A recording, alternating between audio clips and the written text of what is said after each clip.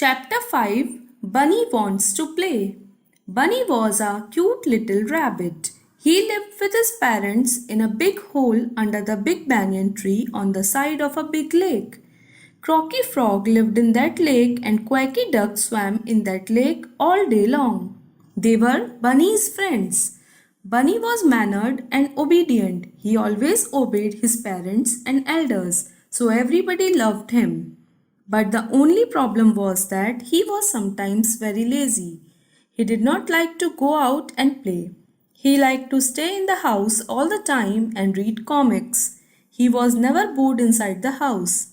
His friends sometimes teased him, calling him a bookworm, but he didn't mind that. His parents appreciated his reading habit. His mother encouraged him and asked him to read not only comics but also books on all topics. But she was worried that he wouldn't grow up to be a healthy rabbit if he stayed inside all the time. So she wanted him to go out sometimes and play with his friends. It was the spring season and the day was nice and sunny. Croaky Frog and Quacky Duck came to Bunny's house. Bunny was reading comics. "Bunny, it's a wonderful day. Let's go and play some new games," they said. Bunny's mother was happy to see them. "Bunny, your friends have come to call you.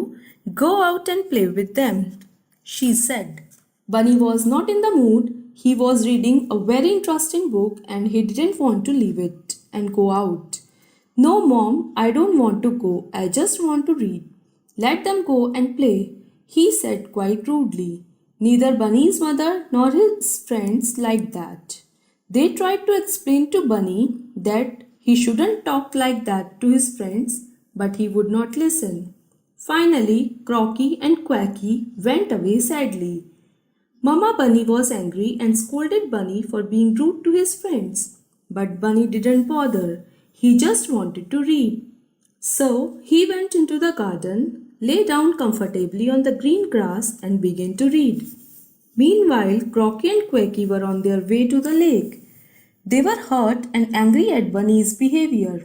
Just then they saw Bunny come into the garden and lie down on the green grass.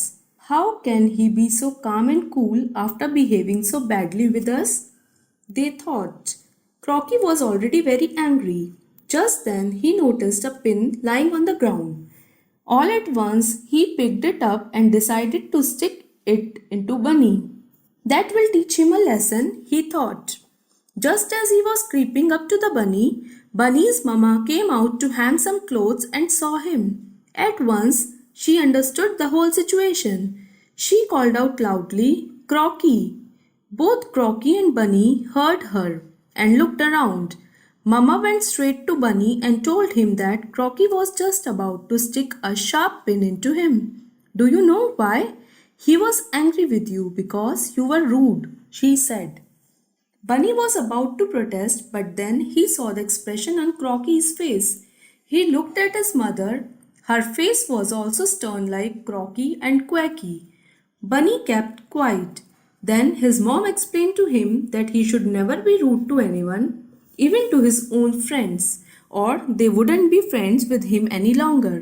She also told him that it was fine to read books as long as it did not stop him doing other things. Playing games, going out in the open air, and taking exercise were necessary for good health. He should read storybooks only when he was stuck inside the house on rainy days or when he was alone.